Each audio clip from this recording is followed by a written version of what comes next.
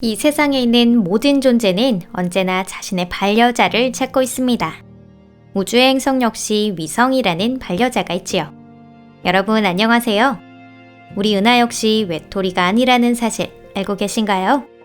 우리 은하의 반려자는 바로 외소은하라 불리는 약간 작은 은하입니다. 하지만 인간들의 시선으로 그 관계는 결코 건전해 보이지는 않는데요. 바로 우리 은하가 외소은하를 정기적으로 삼키고 있기 때문입니다. 물론 이것은 우리 은하가 나쁜 게 아니라 우주의 법칙에 따른 현상일 뿐이에요. 물질은 중력에 의해 서로 작용하고 이끌리며 항성은 성단을 형성합니다. 그리고 성단은 외소은하를 형성하고 외소은하가 모여 더 큰 은하가 되지요. 우리 은하 역시 이와 똑같은 구조를 가지고 있기 때문에 우리 은하가 벌여온 사건의 흔적도 지워지지 않고 남아있습니다. 덕분에 천문학자는 어떤 은하가 언제 삼켜졌는지 추적하는 데 성공할 수 있었어요. 도대체 어떻게 그런 일이 가능했을까요? 이곳은 토픽입니다. 지금부터 하나하나 자세히 알아보도록 하죠.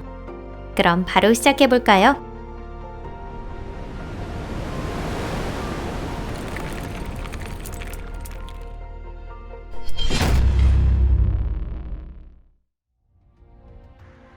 모든 것의 시작. 우리 은하는 직경 10만 광년이 넘는 나선 은하입니다. 이 은하는 소용돌이팔이 붙은 아름다운 원반을 갖고 있고요. 중앙에는 은하 팽대부라고 하는 두꺼운 부분과 막대 모양의 구조가 달려 있습니다. 거기에 더해 헤일로라 불리는 암흑물질과 희박한 가스, 구상성단으로 이루어진 눈에 보이지 않는 구상 영역 또한 갖추고 있어요. 이 은하는 우리의 고향이며 사랑하는 우리 집입니다. 그러니 인류에게 특별한 존재라는 사실은 두말할 것도 없죠. 하지만 우주에는 우리 은하와 같은 구조가 대량으로 존재하고 있습니다. 우리는 타임캡슐처럼 시간을 되돌려서 우리 은하가 어떻게 형성되었는지 들여다볼 수는 없습니다. 대신 우주의 심부로 눈을 돌려 다양한 진화 단계에 놓여있는 우리 은하를 닮은 쌍둥이 자매 은하를 관측해 볼 수는 있지요. 지구로부터 수십억 광년 떨어진 은하를 추적해 아직 초기 단계에 있는 은하를 관측하면 우리 은하의 특징과 비교할 수 있습니다. 이렇게 얻어진 데이터는 컴퓨터 시뮬레이션을 통해 알기 쉬운 영상으로 만들어집니다. 이런 끈질긴 탐구 끝에 우리 은하가 지금으로부터 130억 년 이상 전에 태어나 지금까지 길고 험난한 길을 걸어왔다는 사실을 알 수 있었답니다. 현재 우리 은하를 구성하는 가장 오래된 항성은 구상성단 안에 있으며 원반 쪽에는 그보다 조금 어린 항성이 있습니다. 우리 은하가 나선 모양으로 변한 것은 어느 순간 빠른 속도로 회전하기에 충분한 질량을 얻었기 때문이에요. 그 질량은 대부분은 주변에 있는 소형 은하를 삼켜서 얻은 것으로 이때 잡아먹힌 은하 중에는 상당히 큰 것도 존재하고 있었습니다. 전형적인 밝은 은하의 경우 이러한 합체가 4회에서 5회 정도 반복될 가능성이 있다는 것이 연구를 통해 밝혀졌습니다. 그리고 이는 우리 은하 역시 예외는 아니에요. 우리 은하는 단독으로 존재하는 것이 아니라 주위에 있는 국부은하군과 활발하게 상호작용하고 있습니다. 국부은하군에서 가장 큰 구조는 우리 은하와 그 옆에 안드로메다 은하로 이 두 은하의 주변에는 약간 작은 은하의 무리가 돌아다니고 있습니다. 예를 들어 우리 은하에는 약 60개의 위성은하가 관측되고 있는데 아직 발견되지 않았을 뿐 실제로는 그보다 훨씬 많은 위성은하가 있다고 알려져 있어요.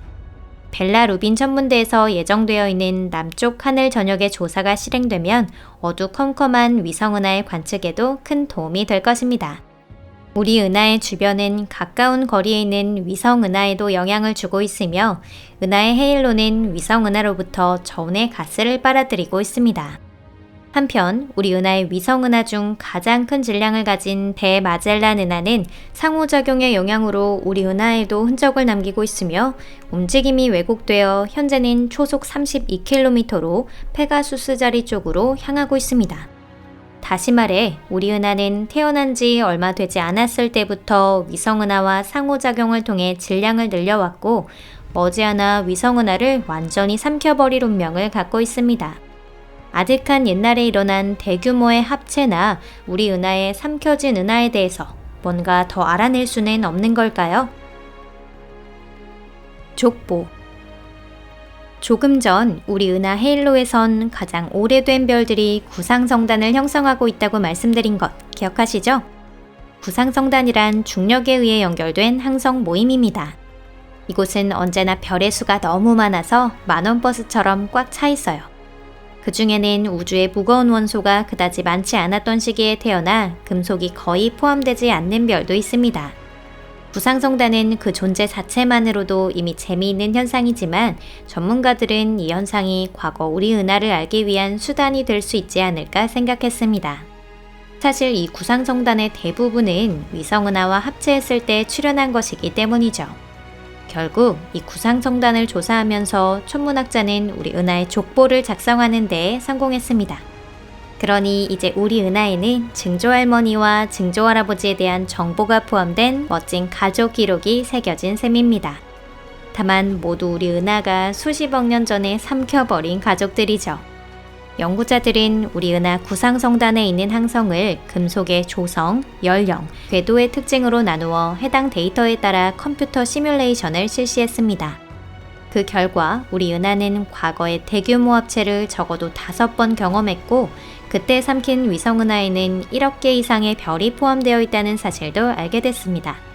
전문가들은 은하계와 합쳐진 이 5개의 은하에 각각 크라켄, 사지타리우스, 헬미스트림, 세쿼이아, 가이아 엔켈라두스라는 멋진 이름을 붙여줬어요.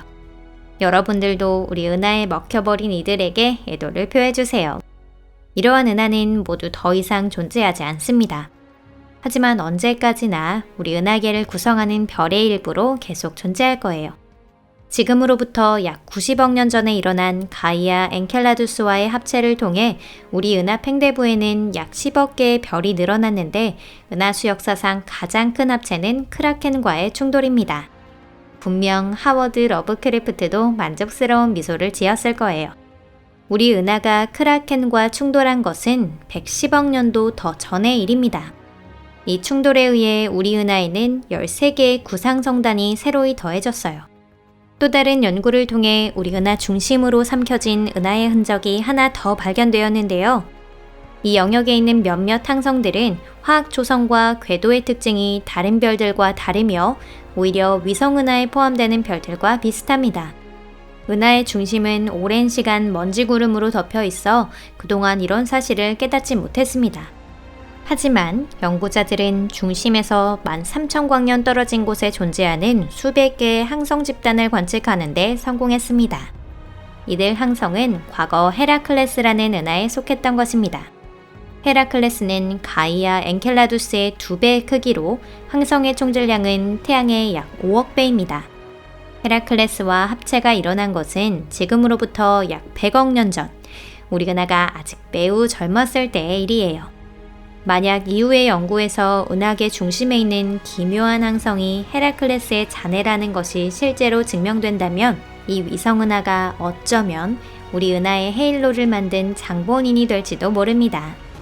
하지만 이는 모두 우리 은하가 경험해온 합체의 일부분에 지나지 않아요. 천문학자의 계산에 의하면 5회의 대규모 충돌 외에 지금까지 15회의 소규모 충돌이 있었고 그러한 은하에는 약 1000만 개의 별이 포함되어 있었다고 합니다. 가까운 시일 내에 가동 예정인 강력한 망원경을 사용한다면 이를 모두 발견할 수 있지 않을까 기대하고 있습니다. 그럼 미래는 어떻게 될까요?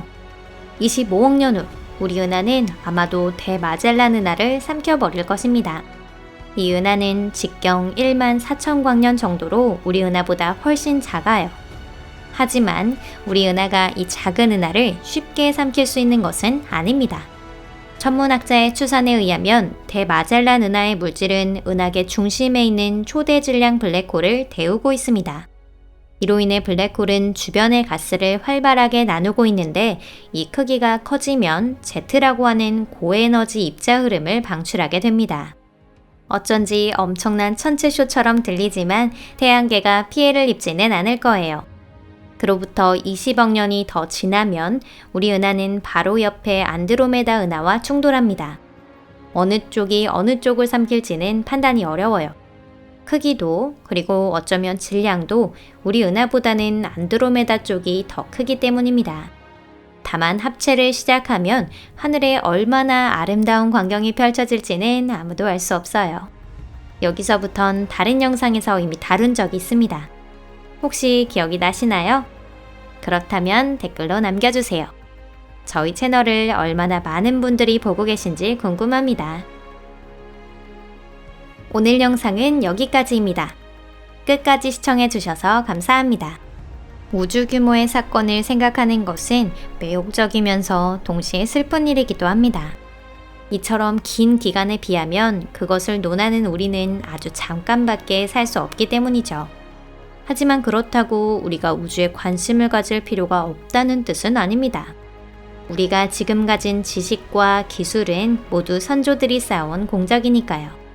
그 시대에 살고 있는 사람들에게는 아무런 득이 없는 것처럼 보여도 선조들은 자신이 절대로 보지 못할 꿈을 미래의 우리들을 위해 이어왔습니다. 과거 사람들의 꿈을 현실에서 결실을 맺은 것이 바로 우리이며 우리의 문명입니다. 그 사실을 잊지 말고 그들의 업을 계속 계승해 나가야 하겠습니다. 그럼 다음 영상에서 뵐게요. 안녕히 계세요.